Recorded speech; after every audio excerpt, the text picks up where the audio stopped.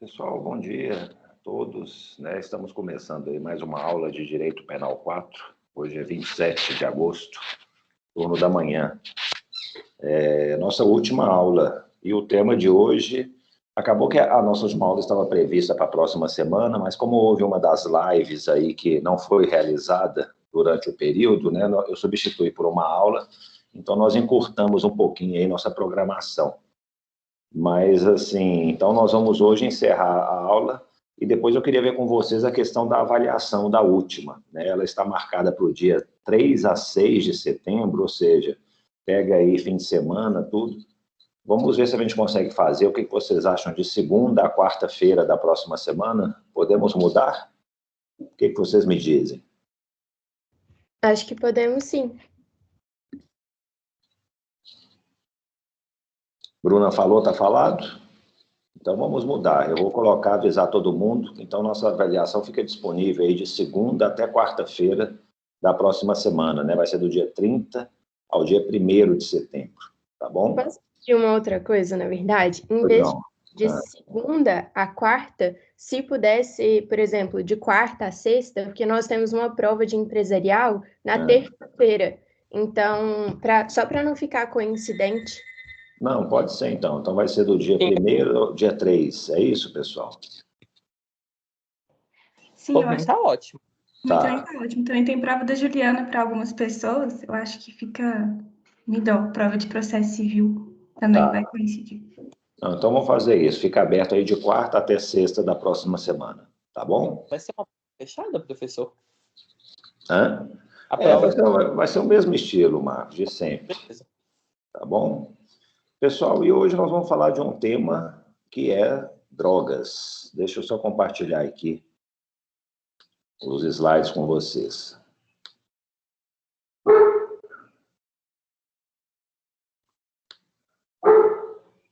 Não reparem o cachorro não, gente. Isso aí, home office é isso mesmo.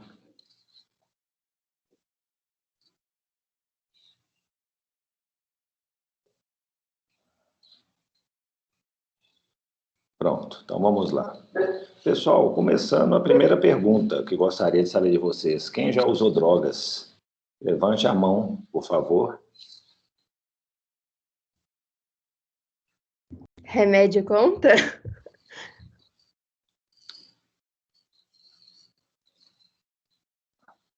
Ninguém levantou a mão até agora? Ninguém nunca usou droga aqui nessa sala?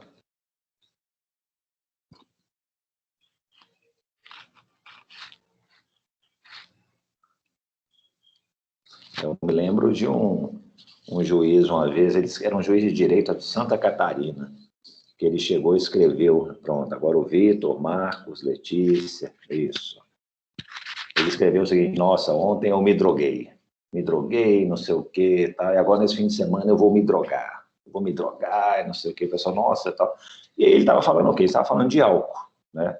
Acaba que o álcool é uma forma, é um tipo de droga, né? Se a gente for verificar o que é droga especificamente, deixa eu passar um pouquinho mais para frente, vai ser qualquer substância que é auto-ingerida, atua no sistema nervoso central, né, provocando alterações e induzindo a dependência. Esse é o conceito da Organização Mundial de Saúde, que está tão em voga aí nessa época de pandemia. Nós temos uma lei de drogas, a Lei 11.343, e ela reduz esse conceito e fala que droga é aquela substância ou produto capaz de causar dependência. Então, a droga, pessoal, nós temos drogas lícitas e drogas ilícitas. Existem drogas lícitas que são, como a Bruna mencionou, remédio, medicamentos, né? E aí é preciso de receita médica, de autorizações específicas. Às vezes essas drogas médicas, elas podem ser utilizadas ilicitamente. Um exemplo, assim, a morfina. A morfina é uma droga pesada, né, para aplacar a dor, e ela é vendida, assim, em farmácias e tudo, mas precisa de uma receita especial e tudo mais. Mas, assim, eu já soube de casos, de situações, e isso também não é tão raro, assim, de médicos viciados em morfina. Então, assim, eles adquirem a droga, né, eles têm essa condição de adquirir, mas utilizam para fins de, não é de tratamento médico, né, de maneira, assim, deturpada.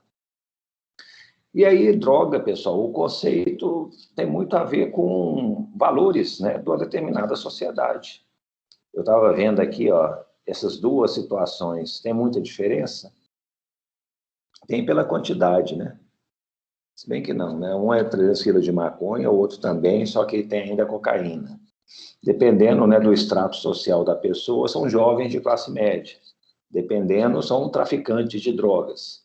Mas, assim, a situação relacionada às drogas, acho que dá essa percepção, assim, ó, o que é droga, né, vai depender, acho que, do tempo em que isso existe essa classificação, talvez o contexto, né, do que situações em que elas são utilizadas. Se eu não me engano, né, na época lá do Freud, era comum o uso de cocaína. Então, assim, né, nas festas que havia, nos salões, ele mesmo, acho que ele fazia o uso da cocaína, receitava para pacientes. Então, assim, hoje, quem usa cocaína está praticando um crime.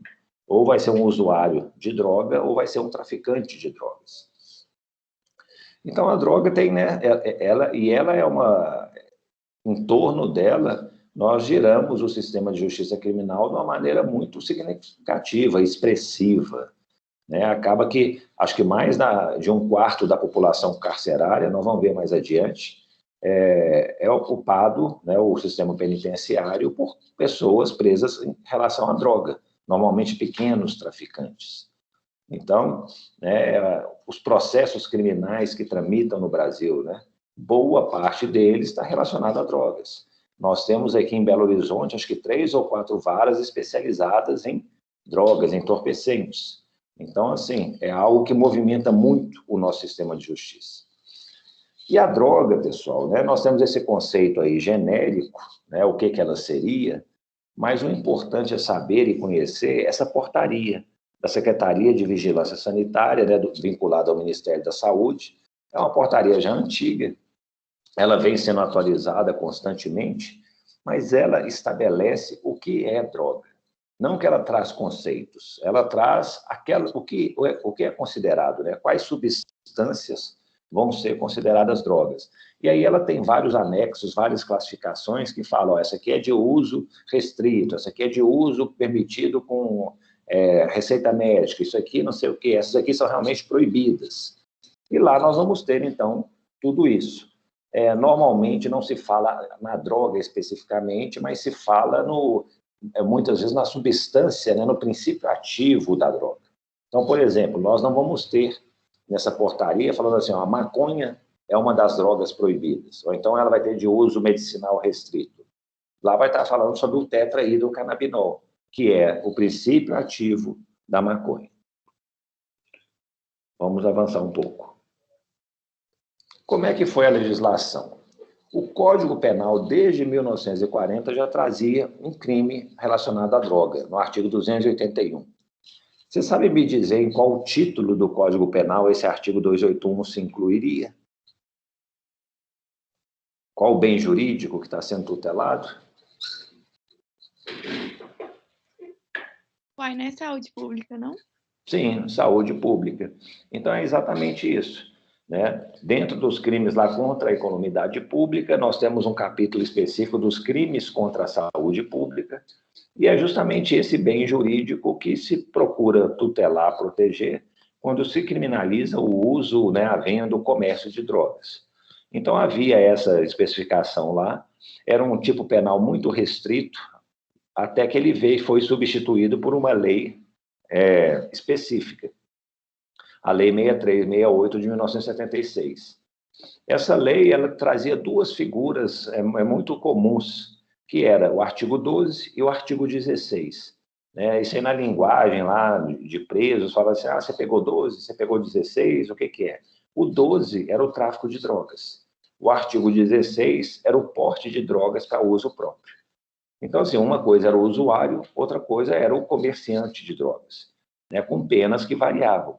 Nessa época, pessoal, a previsão que existia é de que tanto o usuário quanto o traficante, eles recebiam pena de prisão. Vigorou essa lei por muitos anos, até ser substituída pela Lei 10.409. Só que essa Lei 10.409, o que aconteceu? Ela trouxe algumas melhorias na legislação Só que a parte dela referente aos crimes foi inteiramente vetada pela Presidência da República. Na época, eles acharam que, não, tinha um problema lá num dos tipos penais, eu acho, ou em vários tipos, e aí falaram assim, não, vamos vetar. E aí o que aconteceu? Ela trazia as regras de procedimento, o processo do crime de drogas, mas não trazia crimes. Então, ficou durante alguns anos, durante 4 anos precisamente, aplicando os crimes ainda da lei antiga, 12 e 16, que não tinham sido revogados, utilizando o processo, o procedimento da lei nova. Para acabar com esse problema, editaram a nova lei que está em vigor até hoje, né, há 15 anos, a Lei 11.343. Essa lei traz um capítulo específico sobre as infrações relacionadas à droga e também traz um capítulo sobre o procedimento que é adotado.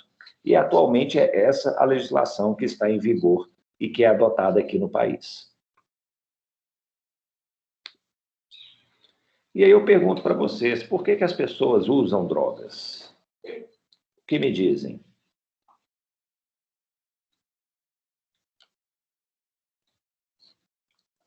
Quem se habilita a dar uma resposta? Como é que as drogas surgiram? Eu acho que vai depender, tipo assim, provavelmente ela deve ter surgido para gerar meio que uma fuga de realidade. Eu acho que a maioria das pessoas que a gente vê sendo presas, assim, às vezes, tanto por tráfico, com uma quantidade pequena, quanto por uso, é geralmente pessoa, assim, pelo que eu mexo lá no estágio, né? Tipo assim, pessoa que não tem muita perspectiva, aquela coisa, ela já nasce ali naquele meio, então ali ela vai usando, ela conhece muita gente que usa, mas também tem muita gente com muita boa condição que usa também, às vezes para divertir numa festa. Então eu acho que é tipo isso, é meio que um jeito de divertir, de fugir da realidade, sei lá. Isso é verdade. Mais alguma ideia, pessoal? Como as drogas surgiram? Por que se usa drogas? Professor, talvez como surgido alguma coisa ritualística, talvez, mas, sei lá, por motivos que as pessoas usam, eu consigo imaginar ou porque é recreativo, então, sei lá, elas vão usar numa festa, algum momento, assim, de lazer, ou porque elas têm um tipo de dependência, provavelmente decorrente, sei lá, de algum problema pessoal, alguma coisa psicológica, e as drogas são uma forma de lidar, digamos assim. O Marcos tocou num ponto importante. Na realidade, pessoal, as drogas, elas surgem, né? Começando assim, como elas surgiram? Costuma ser dois pontos centrais. Ou é questão realmente de rituais, né? Por isso que eu coloquei essa foto aqui. Às vezes, assim, faz parte de rituais de uma comunidade, de uma sociedade, utilizar drogas para fazer, né, seu culto, né, os seus rituais espirituais, religiosos. Nós temos, né, diversas situações lá na Colômbia, Bolívia, o pessoal lá que usa muito, né, a folha de coca, aquele Santo Daime, né, que tem uma trupe de seguidores. Então, assim, a droga sempre esteve muito relacionada a isso, ao uso ritualístico. Muitas drogas surgiram também por um equívoco, digamos assim. Elas foram utilizadas para fins medicinais, né? Às vezes não era a intenção de produzir uma droga que alterasse, né, que provocasse dependência e causasse alterações no sistema nervoso, mas acabou que surgiu essa droga, né? Nós vamos comentar algumas delas. Ou então a droga foi utilizada especificamente, foi criada com a finalidade medicinal que gerava dependência, né? Mas assim, ela procurava atacar um outro problema de saúde, mas gerava esse efeito colateral. Então, normalmente, assim, a existência da droga se deve a isso, né? Um aspecto ritualístico, um aspecto de medicina. Agora, por que as pessoas usam drogas hoje? Realmente, aí, né? Eu acho que é inerente do ser humano, né? Eventualmente, querer sair um pouco, né? Ficar um pouco desinibido, querer sair um pouco da realidade, às vezes enfrentar um problema, né? Isso aí não... Eu não sei se vocês viram um filme que chamava, em português é A Última Rodada, parece, mas é um filme dinamarquês, chama Druk. Druk, acho que em dinamarquês é bêbado, drunk, né, deve ser. E mostra isso, é um filme que menciona que as pessoas têm 0,5 decigramas de álcool a menos no sangue. Então, um estudo lá, um psicólogo, que ele fez essa pesquisa, ele falou que as pessoas deveriam se embriagar constantemente ao longo do dia, mantendo esse nível de 0,5 a mais, porque elas ficariam mais desinibidas, mais cordiais, amigáveis. E é um filme interessante, que mostra alguns professores universitários que experimentam fazer essa experiência, né? Colocar em prática essa teoria. Então, assim, e é curioso, né, a gente ver essa questão de dependência, né, causada pelas drogas. Já foi feito, assim, estudos que mostram assim, como que pessoas que têm laços fortes, laços familiares, sabe, elas não têm, assim, problemas, né, pessoais, familiares, como elas não se tornam dependentes. Às vezes elas usam drogas, elas podem iniciar ou parar, mas muitas vezes aquelas pessoas que se tornam dependentes, elas são justamente aquelas que têm talvez laços pessoais, familiares mais fragilizados. Então, assim, né, a gente também não pode pensar que a droga seja uma espécie de fuga, né? E isso, às vezes, é o que acontece com a relativa frequência. Vamos avançar. Eu li um livro, acho que chama Drugonomics, é tipo assim, né, economia da droga, que mostra como você lidar com droga é uma coisa assim altamente rentável. Por isso que é muito difícil os países conseguirem combater, né, o comércio de droga. Aí ele faz lá uma estatística que é mais ou menos o seguinte: para você fazer 1 quilo de cocaína, né, lá na Colômbia, que é o grande produtor mundial, você precisa de 1 tonelada de folhas de coca. Então, assim, planta-se aquilo, tal, tudo. E aí você consegue comprar, né, o gasto que você tem para cultivar essa 1 tonelada de folhas varia de 400 a 500 dólares.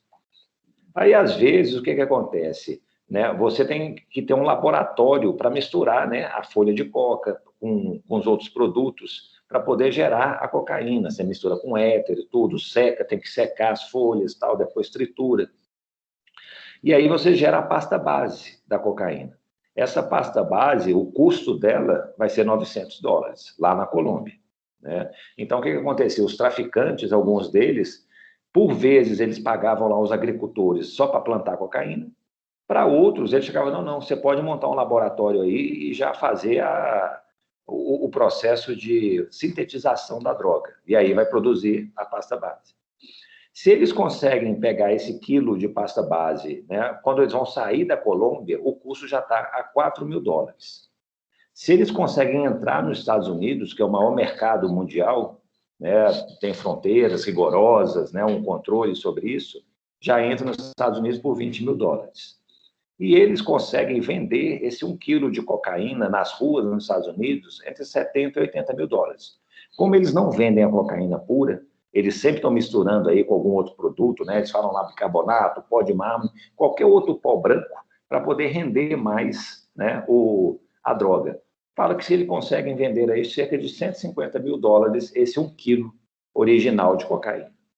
Então vejam, né, pessoal, com um investimento aí de 400, 500 dólares, a gente pode chegar aí a 150 mil dólares né, como produto final. Existe negócio mais rentável do que esse? Talvez a gente não encontre isso. Né? Então, assim, como combater isso? Imagine um traficante, o Pablo Escobar, né? Tem muitas histórias sobre ele, né? Ele foi um dos precursores e um dos maiores movimentadores de droga para os Estados Unidos. Quantos quilos, toneladas ele não conseguia ingressar nos Estados Unidos naquela época? Né? E hoje em dia funciona também da mesma maneira. Então, assim, é um comércio muito rentável e é difícil, então, combatê-lo, né? Porque, assim, os riscos que as pessoas correm para fazer parte disso, os ganhos que elas vão suportar, é muito grande, né? Acho que, assim, uma relação de custo-benefício vale a pena, talvez, correr esse risco. Perguntas? Vamos avançar.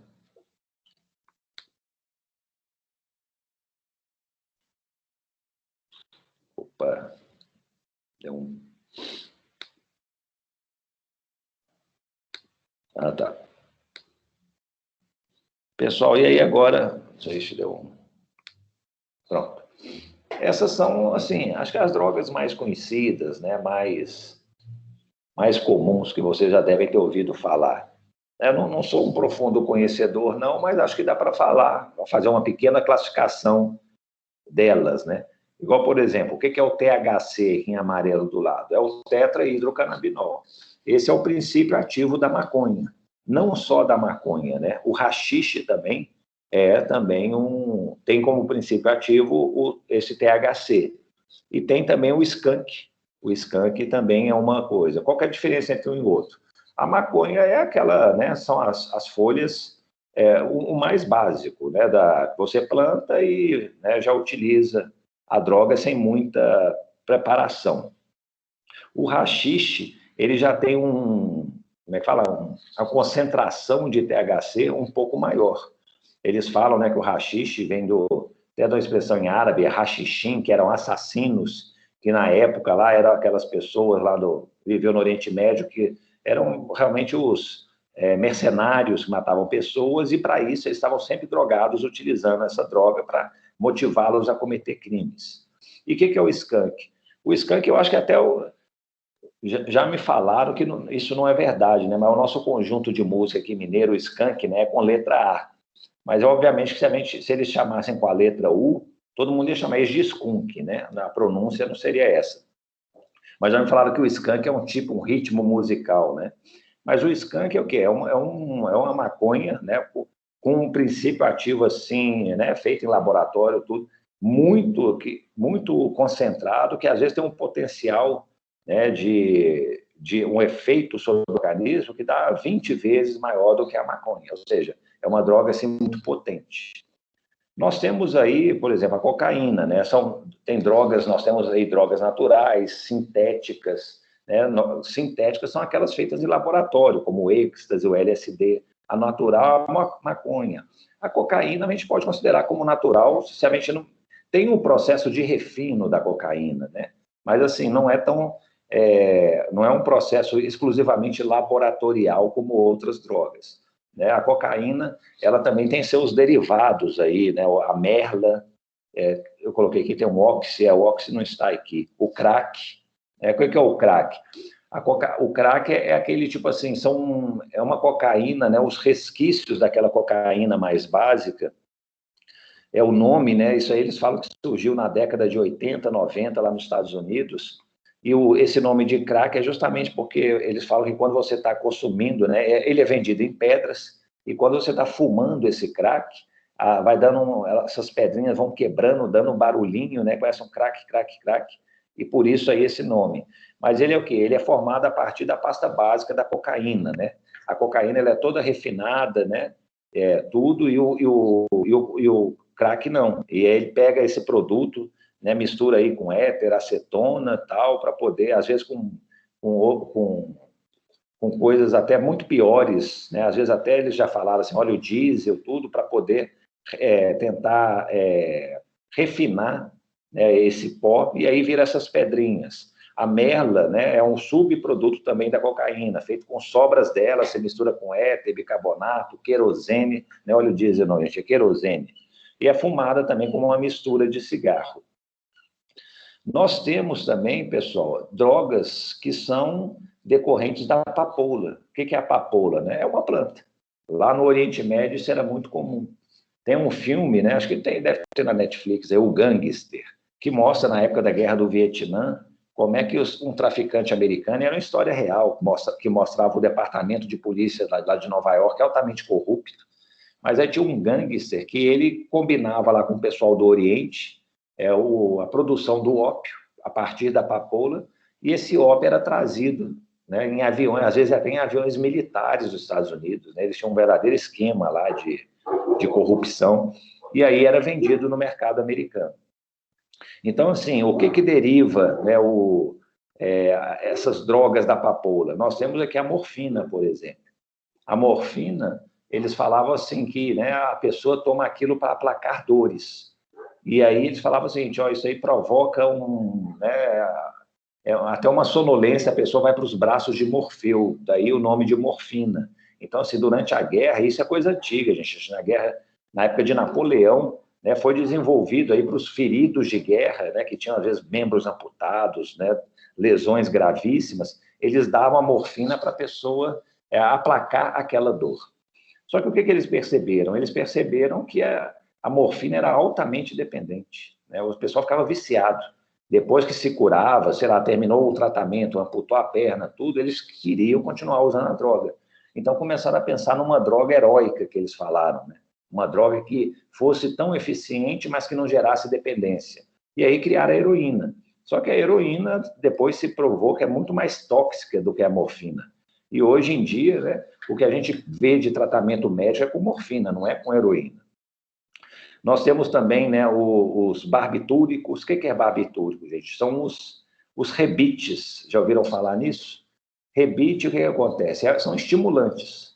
É muito comum motorista de caminhão tomar esses rebites, né? E o que acontece? O motorista de caminhão, ele tem, por regra, eu vou transportar uma carga aqui de Belo Horizonte para o Recife. Eu vou gastar aqui 2 dias de viagem, né? Que eu tenho que dormir, não sei o que e tal. Aí eu vou ganhar como frete R$3.000. Aí ele chega e fala assim, quer saber de uma coisa? Eu vou viajar direto. Eu vou pegar a estrada, fico lá 18 horas viajando e pronto. Eu ganho os R$3.000 em menos tempo e consigo ainda voltar com outro tipo de frete. E aí o que acontece? Ele toma esses remédios assim, estimulantes. E esses remédios estimulantes mantêm a pessoa acordada, né? Ela acha que não está cansada, mas ela fica muito cansada. E aí acontece diversos acidentes de trânsito em razão disso. O Lucas falou aqui que eu dei drogas, não os uso, sou contra, mas isso precisa ser descriminalizado o quanto antes. Lucas, nós vamos conversar a respeito disso, sim, né? Mais para o finalzinho. Outro tipo de droga, né? O LSD, o ácido dimetil-lisérgico, não, o ácido lisérgico de dietilamida. Eles falam que é o quê, gente? Tem muitas histórias por trás disso, mas eu já li falando que o médico que inventou esse medicamento, isso aí era para tentar evitar contrações intrauterinas, né, de mulheres grávidas, tudo. Então ele desenvolveu o remédio, acabou que ele tomou esse remédio, ele começou a ter alucinações. E aí ficou o LSD. Né? Os Beatles têm uma música, né? Lucy in the Sky with Diamonds, né? LSD, que parece que retrata a experiência que eles tiveram tomando essa droga e compuseram a música. Isso aí, pelo menos, é o folclore, né? Menciona isso. E aí, qual que é a diferença, por exemplo, de um LSD para uma anfetamina? Ô, pessoal, perdão, eu estou falando de barbitúrico, o rebite, não, anfetamina, que é o rebite. O barbitúrico é tipo um remédio para manter você mais, assim, lento, né? Um remédio lentificador. Esse que estimula é a anfetamina, né? O rebite do caminhoneiro. Qual que é a diferença, por exemplo, de uma droga alucinante e uma droga estimulante? É justamente isso, ó. Uma droga estimulante, às vezes, você vai, tipo assim, ter uma percepção distinta da realidade. Você vê uma coisa, essa coisa está aumentada, está distorcida, tal. O alucinante, não, você começa a criar coisas que não existem. Então, por exemplo, a maioria das drogas aí, elas são estimulantes, né? Elas alteram sua percepção da realidade. Mas tem drogas como o LSD, que elas são alucinantes, né? Elas fazem você ver coisas que não existem. Então, tem essa diferenciação também. Então, assim, o barbitúrico, voltando, é uma droga depressora, né? Que mantém a pessoa lentificada. O êxtase, né, pessoal? O que é o êxtase? O êxtase é aquela droga que, tipo assim, é uma mistura de anfetamina com alucinante, né? Então, o que acontece? Aquelas raves, né, que tá lá o pessoal assim balançando horas, assim, de olho fechado, dançando, assim, às vezes ficam horas, um dia inteiro naquela posição. Por quê? Eles estão assim, tem um estimulante que faz com que eles fiquem daquela maneira sem se sentir cansados, e eles estão tendo alucinações, né, durante esse período. Então, o êxtase é uma droga, né, criada em laboratório, sintética, né, com esse objetivo. Então, pessoal, drogas não faltam, né? A humanidade, assim, é inteligentíssima nesse aspecto de cada vez mais criar uma droga nova. Por isso que essa portaria da Secretaria de Vigilância Sanitária, ela tem que ser atualizada constantemente. porque para a gente tentar identificar o que realmente vai ser droga. Surge um novo princípio ativo, ó, vamos pegar isso aqui, ó, isso aqui vai ser considerado droga. E o que não tiver na portaria, gente, não é droga. Houve uma vez em que o lança-perfume, né, gente, o lança-perfume há uns anos atrás, assim, décadas atrás, ele era permitido o uso. Era muito comum durante os carnavais o pessoal ficar lá cheirando o lança-perfume. E aí o que aconteceu? Teve um período em que foi reeditada essa portaria da Vigilância Sanitária e, sem querer, eles esqueceram de incluir o lança-perfume. O que aconteceu? Ficou, acho que um mês, uns 15 dias sem isso, eles perceberam o erro, corrigiram, publicaram novamente a portaria, incluindo o lança-perfume. Quais são os efeitos disso no direito penal? Nesse período de 15 dias, um mês que ficou, o lança-perfume não era droga. Você poderia utilizá-lo ali, ninguém estaria cometendo um crime de tráfico de lança-perfume ou uso de lança-perfume. E uma outra coisa que foi reconhecida até pelo próprio Supremo, um abolício criminis. Se aquela portaria não reconheceu ele como droga, as condutas praticadas anteriormente foram reconhecidas como lícitas, ou seja, houve a abolição do tipo penal, né, o abolício criminis. E aí as pessoas que estavam respondendo por tráfico de lança-perfume, elas foram absolvidas, né, pela lei posterior, né, que beneficia o agente. Então, assim, é muito importante a gente conciliar, né, saber usar essa portaria para poder entender os crimes relacionados a drogas. Uma vez eu lembro que eu participei de uma banca aí de mestrado, né, para entrar na pós-graduação do FMG, e um dos projetos era um aluno falando isso aqui, ó, não, eu acho que por uma questão de garantia, esses crimes de drogas, as drogas em si, deveriam ser previstas em lei. Eu falei, oh, gente, isso aí não vai funcionar. Imagina o Congresso lá aprovando uma lei, fala assim, ó, gente, vamos então aprovar uma lei. Se vocês virem essa portaria da Vigilância Sanitária, são centenas de produtos. Então, tipo assim, quem vota para incluir não sei o quê? Quem vota para incluir não sei o quê? Não tem muito sentido. E fora que a mudança da lei é muito mais lenta, né, do que você mudar uma portaria, mudar uma resolução pelo Poder Executivo. Então, assim, ele falando que daria maior garantia para o cidadão, mas, em tese, eu não vejo que tipo de prejuízo o cidadão pode ter se um órgão técnico, né, que é a Vigilância Sanitária do Ministério da Saúde, estabeleceu o que é droga e o Judiciário aplicar essa portaria. Não vejo problema nenhum. Quais são os crimes principais da lei de drogas, pessoal? Nós vamos ter 3 que eu acho que merecem um destaque. O primeiro é o artigo 28, né, o uso de drogas. Ele tem, assim, 5 verbos típicos, né? E ele vale para quê? Vale para aquele que usa a droga para consumo próprio, diferentemente do artigo 33. O que diz o artigo 33? É aquele que utiliza drogas para o consumo alheio, né? Então, assim, tem diferença nesse aspecto, porque um vai ser o traficante, o outro vai ser o usuário. O curioso do artigo 33, eu acho que ele é um dos tipos penais no Brasil que tem mais verbos típicos. Se a gente olhar o artigo 33, alguém está com ele aberto aí, fácil, da Lei 11.343 de 2006? Será que alguém pode ler para mim o artigo 28 e depois, em seguida, ler o artigo 33? Só o caput, por favor?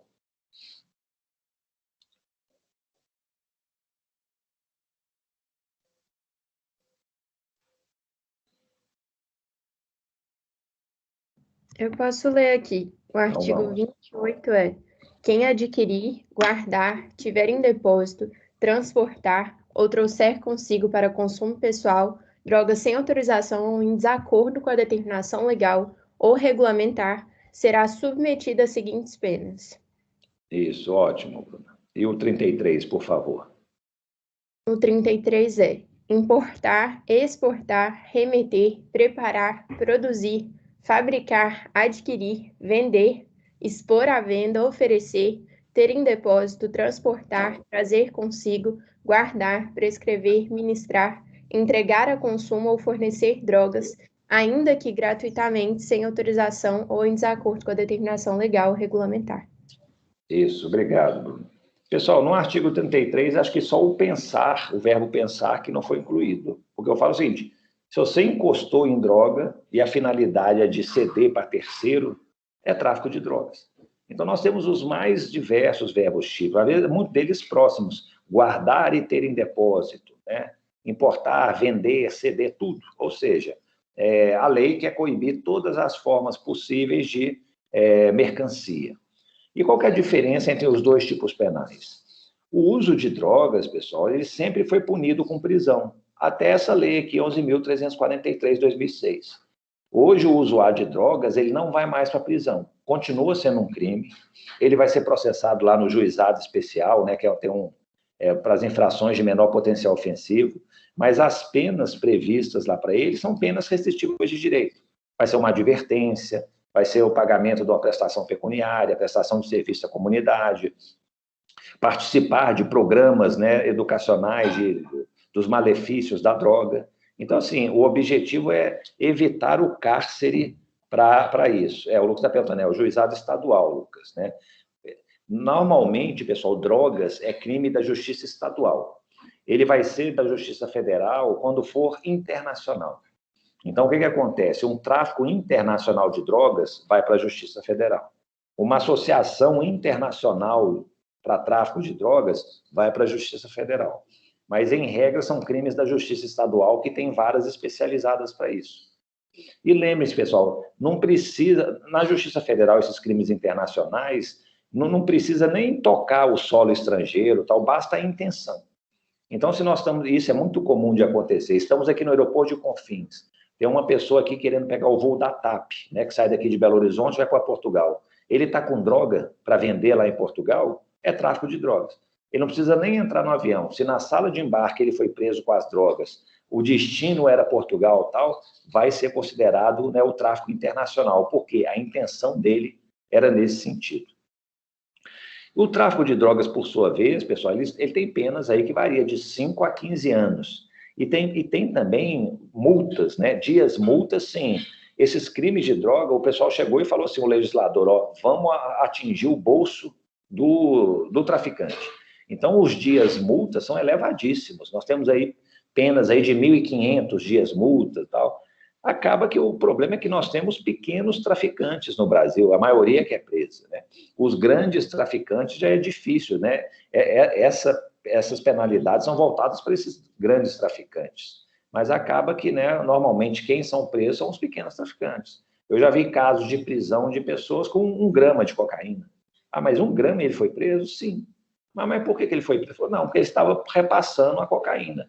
Foi possível apurar que ele estava entregando a droga mediante, né, pagamento. Então, isso aí é tráfico de drogas, pouco importando a quantidade. E nós temos ainda a associação para o tráfico. Qual que é a característica disso? Gente, isso é o artigo 288 do Código Penal, associação criminosa, né? A questão é que é uma associação, né, o princípio da especialidade.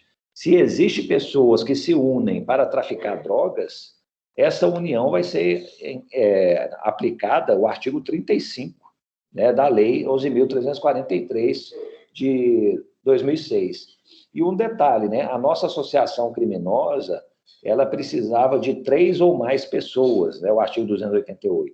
Aqui nas drogas, não. Na droga é associarem-se 2 ou mais pessoas para o fim de praticar o crime de tráfico de drogas e outros, né? Pena de 3 a 10 anos, é uma pena maior do que a associação criminosa comum. Então, assim, e lembre-se, pessoal, concurso material de crimes, viu? É muito comum isso, ó. A pessoa vai ser punida pelo tráfico, né? Recebe uma pena de 5 a 10 anos, e se tiver 2 ou mais pessoas que de maneira reiterada, né? Não é aquela união eventual, tem que ser uma coisa reiterada, tem que ter estabilidade no grupo. 2 ou mais pessoas que se unem para o tráfico, ainda tem a pena adicional da associação para o tráfico. Qualquer dúvida é só vocês falarem. Pessoal, isso é o processo, né, o fluxograma do nosso sistema de justiça criminal. Normalmente, em casos de droga, o que acontece? Chega a notícia crime aqui, a notícia crime é uma prisão em flagrante.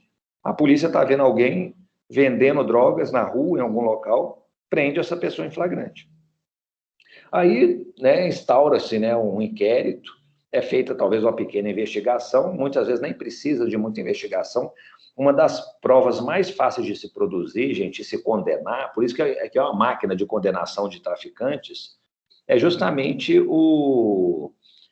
a droga, né? Esse problema de droga. Você pega uma pessoa portando droga.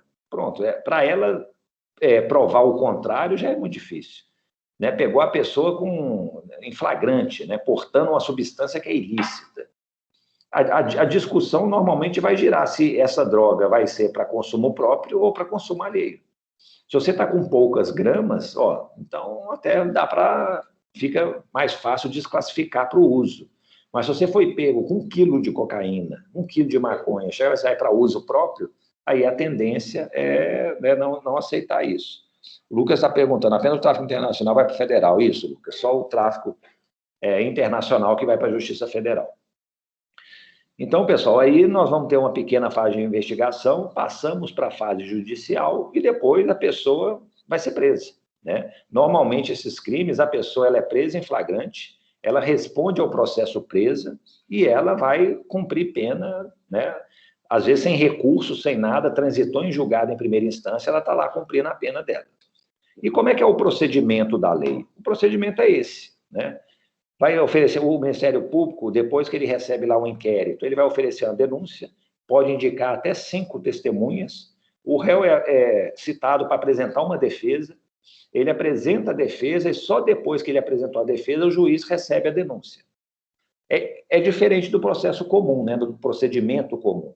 Porque no procedimento comum, o que acontece? Oferece uma denúncia, o juiz recebe a denúncia, depois que ele recebeu a denúncia, manda citar o réu que vai apresentar a sua defesa. Isso aqui seria uma defesa para talvez evitar que o juiz receba a denúncia. Mas deixa eu falar, não tem muito sentido, aliás, não tem sentido nenhum. Se você está lá, tem testemunhas que falam que a pessoa portava a droga e que a droga, o produto apreendido era realmente uma substância entorpecente, eles fazem testes químicos, né, para comprovar isso.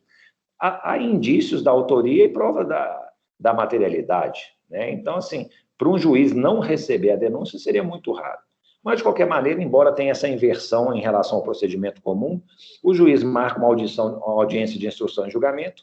Nessa audiência se produz todas as provas. Eles falam que primeiro é um interrogatório, né? A lei traz isso, mas pela nova regulamentação do Código de Processo Penal, o interrogatório tem que ser o último ato do processo. Então, vai ouvir as testemunhas, ou faz um interrogatório, debates, e o juiz faz a sentença, muitas vezes na hora, gente. Uma sentença, sabe, durante a audiência. O réu já sai de lá intimado da condenação dele. As sentenças, os casos são muito repetitivos. Fulano aqui, tem prova da materialidade do crime, o laudo de constatação tal comprovou isso. Tem prova da autoria, a polícia falou que pegou ele, não sei o quê, tal. Ele realmente confessou na polícia que vendia droga. Agora, em juízo, ele está falando que não vende, não, que era para uso próprio. Mas essa nova fala em juízo aqui não tem nenhum respaldo nas demais provas. Ante o exposto, condena o fulano. É basicamente assim que funciona. Né? Então, assim, para esses procedimentos ser realmente assim, expeditos, ser mais curto, né? E por isso que nós temos aí tantas pessoas, acho que condenadas por drogas. Estamos chegando ao fim, né? E perguntando para vocês, quais são argumentos contra as drogas? O que vocês poderiam apresentar para mim, né, que deveríamos realmente continuar mantendo a proscrição das drogas, a proibição?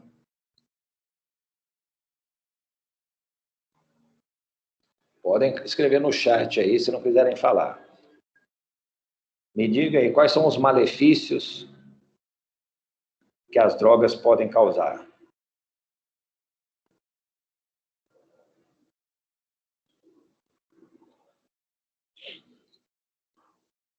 Ou não tem? É só coisa boa.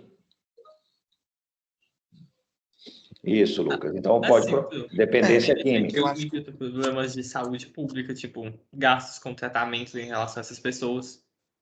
Isso. Ótimo, Marcos. Isso é um ponto interessante. Por que eles falam? Falam, gente, deixa eu te falar, vamos ser menos paternalistas. Eu estou usando a droga na minha casa, não estou ofendendo ninguém, não estou causando mal a ninguém, só causo mal para mim. Por que vocês estão me proibindo de fazer isso? O argumento é esse. Fala, peraí, mas você pode tornar, como o Lucas mencionou aqui, você pode se tornar um dependente químico.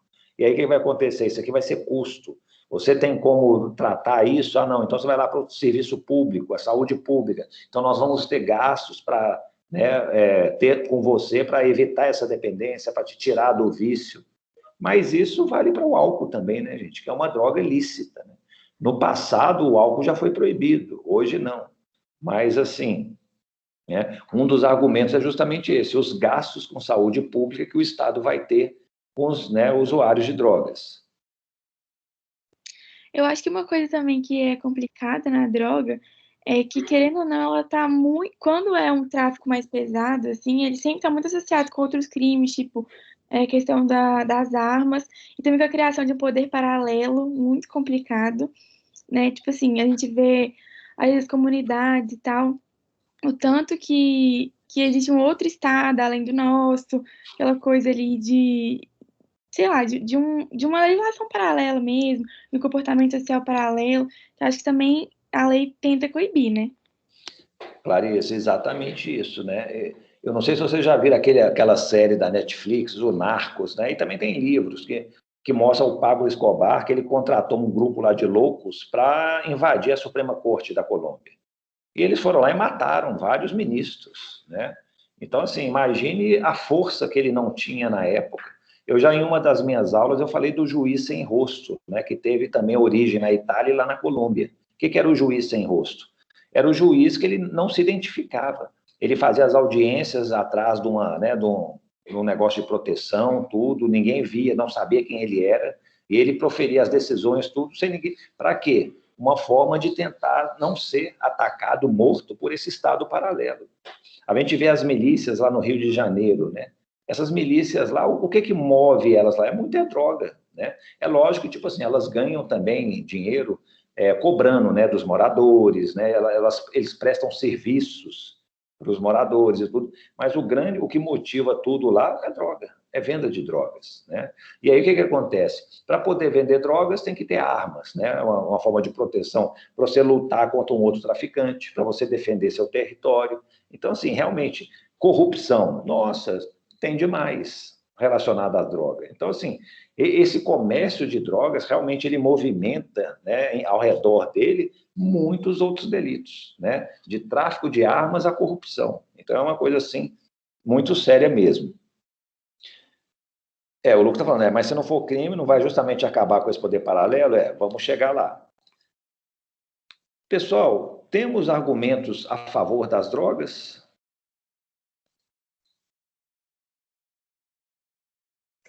Eu acho que são os mesmos argumentos que os colegas falaram, né? Primeiro, o orçamento, o Estado, ente público, deve se preocupar, né, financeiramente com isso? Eu acho que não.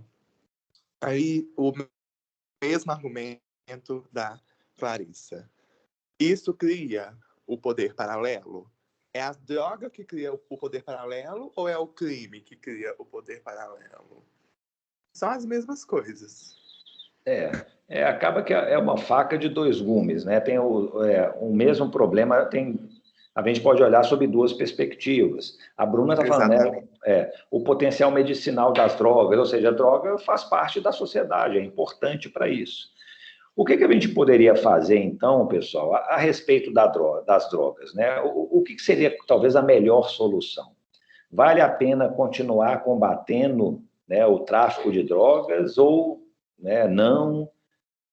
Normalmente, o direito penal, aí, isso aqui é uma decisão política, né? Um determinado Estado que vai definir o que será feito. Então, assim, mas nós temos essas possibilidades, ó. A coisa mais simples que se faz e que sempre se fez é o quê? Vamos criminalizar. Pronto, ó, mexeu com droga é crime. Seja usuário, seja traficante, está vendendo, tal, vamos criminalizar. Essa é a nossa regulamentação. Mas nós podemos descarcerizar. O que seria descarcerizar? A pessoa que usa droga, ela continua praticando um crime, mas ela não vai para a prisão. Isso foi o que a nossa legislação fez. O usuário de droga, não estou falando do traficante, o traficante vai preso. Mas o usuário de droga, ele vai receber uma punição que vai ser o quê? Prestação pecuniária, vai ser pagamento de uma multa, vai ser uma prestação de serviço à comunidade, ele não vai preso. O pensamento é o quê? Ele é mais um doente do que um criminoso. Ele precisa mais de tratamento do que de prisão. Então, assim, vamos evitar o cárcere para essas situações. Podemos também o quê? Despenalizar. Na verdade, não vai ter punição nenhuma para quem usa drogas. Pessoal, e normalmente é o uso de droga, né? O tráfico costuma ser coibido sempre. Mas, assim, aquela pessoa que é usuário, foi presa portando droga para uso próprio, uma solução seria despenalizar. Fala, o despenalizar é como descriminalizar, praticamente. A pessoa não seria punida criminalmente. Lá em Portugal, o que eles fizeram? Parece que, assim, eles despenalizaram. A pessoa que for presa com droga, ela, assim, dependendo também da quantidade, aí tem limites lá, ela vai se submeter a um tratamento médico, entendeu? Ela vai, se eu não me engano, eu até estive lá uma vez, eu até perguntei, eu falei, mas é permitido usar drogas aqui? Falei, não é permitido usar droga, não. Mas, assim, a pessoa, ela não vai presa e ela não vai precisar pagar nenhum tipo de pena, prestação de serviço, tal, nada disso. Ela vai o quê? Vai comparecer perante um juiz, ela vai se comprometer a um juiz a iniciar um tratamento médico e por aí vai. É uma forma de despenalizar. Diga, Clarissa. Assim, eu acho que acontece. Eu sou a favor de descriminalizar tudo e tal. Só que eu entendo que aqui não tem contexto político para isso. Só que eu acho que uma solução. Mas eu também não acho que descriminalizar é uma solução tão simples assim. E não sei se vai funcionar, porque existem países que descriminalizaram algumas coisas, não deu muito certo, igual o Uruguai, por exemplo, deu um problema lá de aumento de outros crimes, de um outro mercado paralelo. Então, assim, eu acho que não é simplesmente dá para falar, tipo assim, vai resolver todos os problemas. Não é. Eu acho que é uma coisa muito, muito complexa. Acho que se tivesse solução, a gente já teria conseguido resolver. Mas eu acho que uma das possibilidades que a gente pode fazer, assim, a partir de agora, não agora, né, mas assim, mais ou menos no futuro próximo, é o seguinte, talvez reformular a lei, porque eu acho essa lei uma insanidade. Olha o tanto de tipo de verbo, quer dizer, de verbo que o tipo do 33 tem. Eu acho que nesses casos fica um ônus da prova completamente invertido. Qualquer quantidade, a acusação já acha que é tráfico. Tipo assim, eu não aguento mais colocar, tipo assim, gente na cadeia por causa disso. Você vê que é, tipo assim, gramas que a pessoa claramente está usando, mas eles dão um jeito de falar que vendeu, palavra do policial, você não sabe se confia, se não confia, na de prisão em flagrante. Então, assim, eu acho que eles deviam fazer uma coisa, assim, mais certa. O que é tráfico? É isso. Porque é muito complicado, é guardar, aportar, transportar. Então, tipo assim, é muita coisa que, sabe, a gente poderia simplificar para ter uma conduta única ou menos condutas. O ônus da prova ser da acusação, eu acho isso muito importante, que a pessoa que está sendo acusada, ela tem que provar que usa. Às vezes ela fala, e aí a fala dela não vale nada. Claro, que como é que ela vai provar? Então, eu acho que é, tipo assim, muito, às vezes, uma questão dogmática mesmo, sabe? De não só às vezes polícia criminal, mas também de entender o que seria crime, tipo assim, qual que é o que vai lesar o bem jurídico, o que não vai, essa questão também de questão processual mesmo, de ônus da prova. Outra coisa também que eu acho complicado, esse negócio de desclassificar de tráfico para uso, eu acho que isso não existe. Tipo assim, se for provado o uso, é absolvição, não é desclassificação, porque eu acho que a finalidade do crime é diferente, entendeu? Eu acho que a finalidade do uso é uma finalidade, o tráfico é outra. Como é que você vai desclassificar de um crime que não tem nada a ver? Eu acho isso muito, muito esquisito, sabe, a lei. Enfim. Clarissa, realmente, sabe o que precisaria também? Precisaria de uma nova mentalidade em face desse problema, sabe? De chegar e falar assim, vamos conceber que isso aqui talvez é mais um problema de saúde pública do que um problema de direito penal. Porque o que acontece é o seguinte, tem lá um bando de policiais, promotores, juízes, chegou e falou assim, temos uma lei que incrimina, a pessoa, né, em tese, está lá incorrendo nisso, e aí vem todo esse problema que você está falando. Não precisa de muita prova para poder condenar alguém. Não é nem que o ônus da prova está invertido, gente, é que, tipo assim, é uma máquina de condenar, o pessoal já naturalizou esse tipo de conduta. Então, o que acontece? Foi apreendida a droga, já não pode, está errado. Então, a droga está com você, aí tem um policial que falou que está com você, normalmente as testemunhas são policiais, né? Então pronto, é o suficiente, está valendo. E fica aquela máquina de condenações. Pode chegar num dia, não sei, né, como lá nos Estados Unidos. O que aconteceu nos Estados Unidos? Não só no problema de droga, Mas, assim, a Califórnia, gente, tinha milhares de pessoas presas. Era uma coisa assim, eles falavam lá, ó, em cada não sei quantos adultos, um está cumprindo pena. Era uma coisa assim absurda. O Estado estava gastando milhões para poder manter essas coisas presas. E aí eles começaram a perceber o seguinte, não foi por uma questão humanitária, não, foi uma questão econômica. Falou, gente, peraí, vamos parar de prender as pessoas. Essas pessoas tá sendo um ônus muito grande para toda a sociedade bancar. Vamos começar a tirar as pessoas da cadeia. E agora eles estão com uma política lá de redução de pessoas encarceradas. Então, assim, não foi um fim humanitário, foi mais econômico, que seja, pelo menos está tentando achar uma solução para o problema.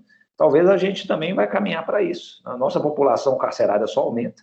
Talvez vai chegar num ponto que fala assim, a gente está gastando dinheiro demais, vamos pensar em novas formas para poder resolver isso.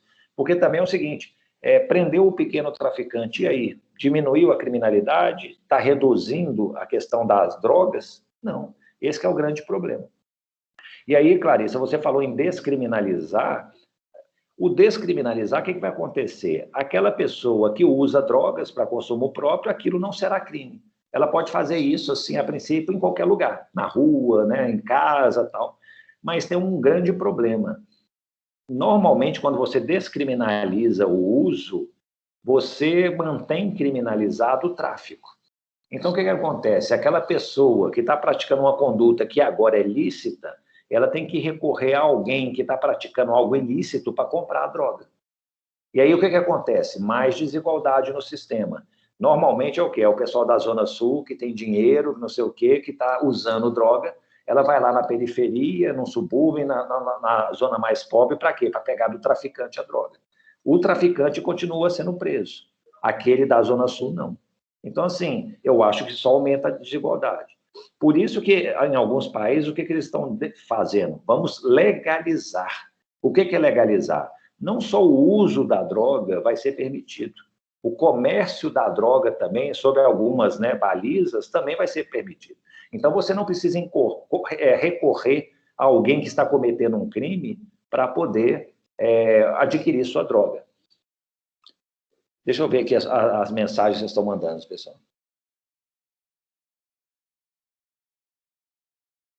Isso, pessoal. Então, aí o que acontece? Eu vou tentar abordar aqui os comentários que vocês estão fazendo aqui no chat. Alguns países tentaram isso. O Uruguai foi um deles. A Clarissa falou que não deu certo. Ô, Clarissa, acaba assim, realmente tem consequências, né? Sabe uma das consequências que aconteceu no Uruguai?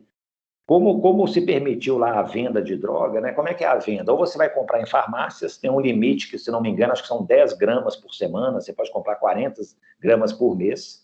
Ou você vai participar de clubes de maconha. O que é o clube de maconha? E isso só vale para maconha, pessoal.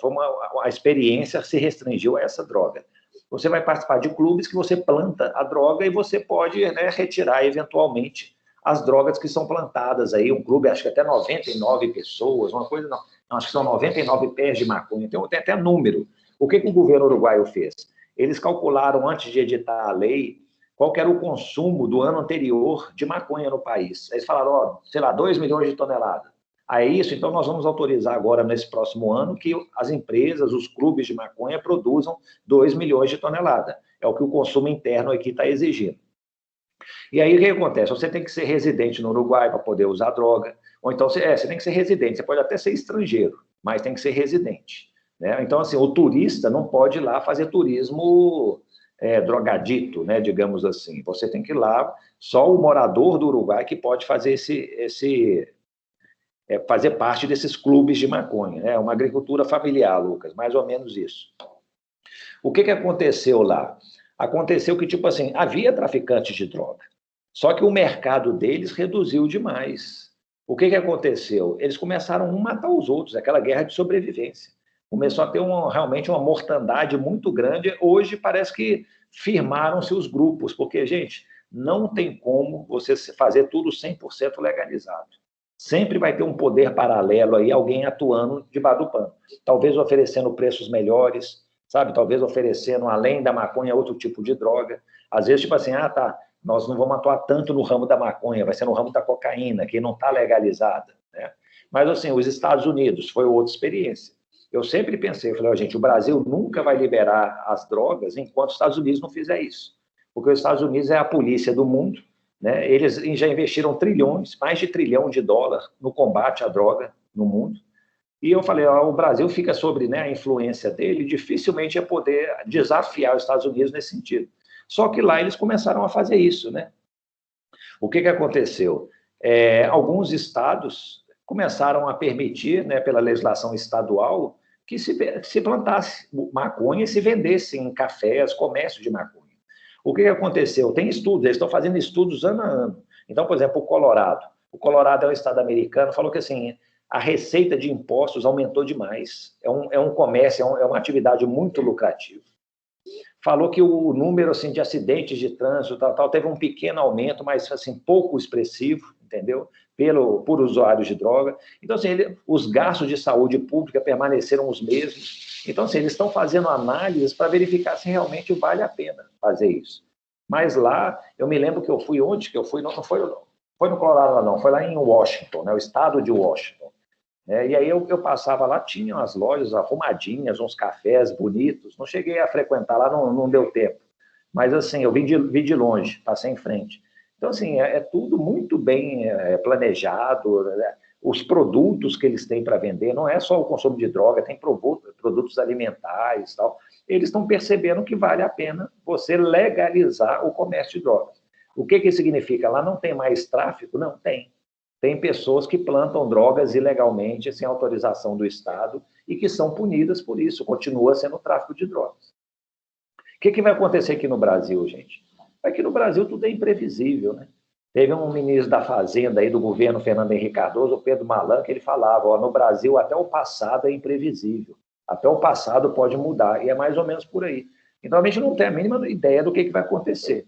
O que eu acho é o seguinte, se legalizar as drogas, eu acho que tem que legalizar, né? É o melhor caminho, né? Porque você não cria essa diferenciação, não vai falar que as pessoas têm que recorrer a uma boca de fumo para comprar droga, elas têm que ter um local também bom para poder adquirir o produto.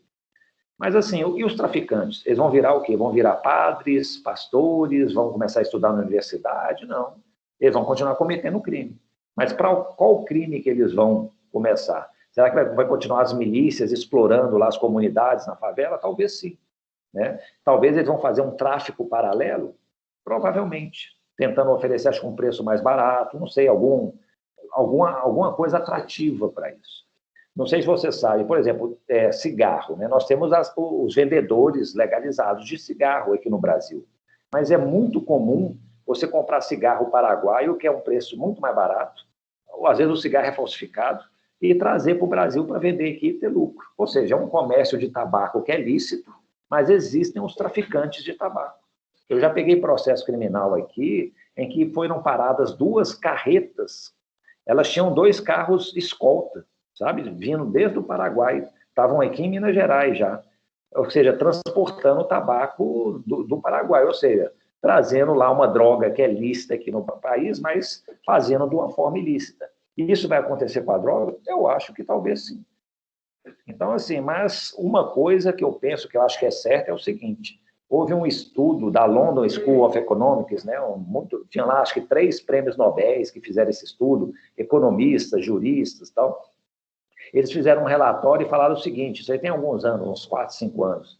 Eles chegaram e falaram assim, a guerra às drogas é um desastre. O mundo já gastou trilhões de dólares nisso, não há nenhuma prova de que o consumo foi reduzido, e nós continuamos nesse moto contínuo, de combater e não ter resultado. Então, eles recomendavam, falaram assim, nós temos que mudar a nossa perspectiva, temos que parar com esse combate, entender melhor o problema e talvez transformá-lo numa questão de saúde pública e lidar com isso. E aí eles falam, né, vamos legalizar, vamos evitar criminalizar essas condutas e por aí vai. Eu acredito que eles estejam certos, né? Eles devem ter conhecimento muito mais profundo que eu, gente muito capacitada e que percebe uma coisa que talvez todos nós percebamos, né? Dificilmente nós vamos impedir o ser humano de usar drogas, né? Isso aí vai contra, acho que a natureza dele, ele quer, né? Por que as pessoas usam drogas? Ele quer usar droga, quer sair, quer ter uma alteração psíquica, isso aí é natural.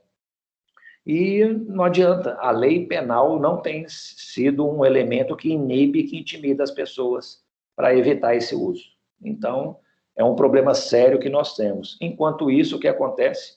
Nossa população penitenciária, aí, 25% são de pessoas que usam drogas. A população feminina, 70% da população feminina que está presa é em razão de drogas também. Né? É uma situação ainda pior.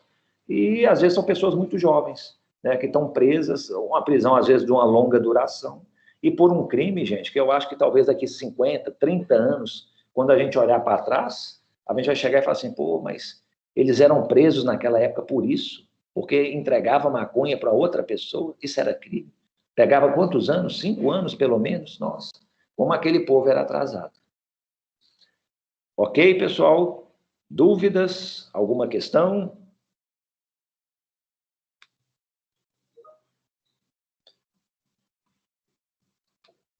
Lucas, com certeza, que de nós, sem espumantes e vinhos, isso.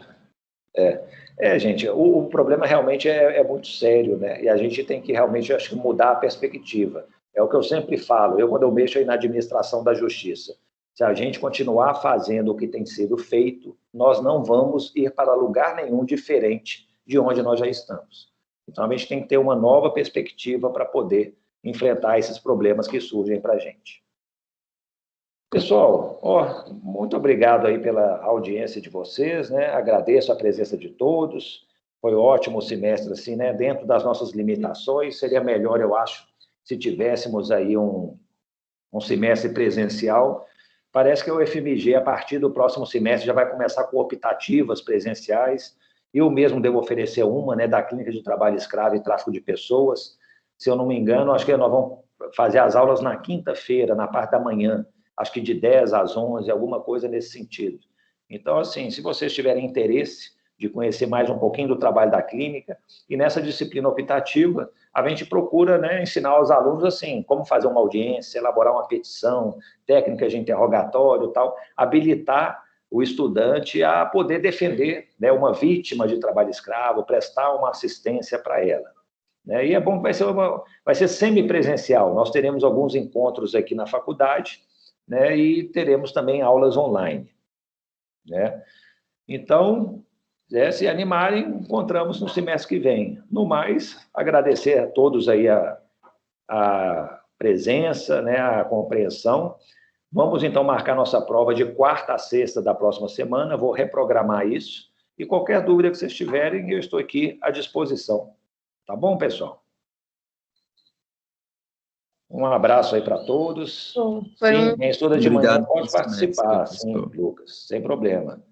A Letícia já fez a optativa, isso. Obrigado, Letícia. Tá bom, gente? Um abraço a todos vocês aí e até a próxima. Um abraço, professor. Muito obrigado. Obrigado, professor, pelo semestre. Obrigada pelo semestre. Obrigado, gente. Obrigada pelo semestre. Obrigado, professor. Se cuidem.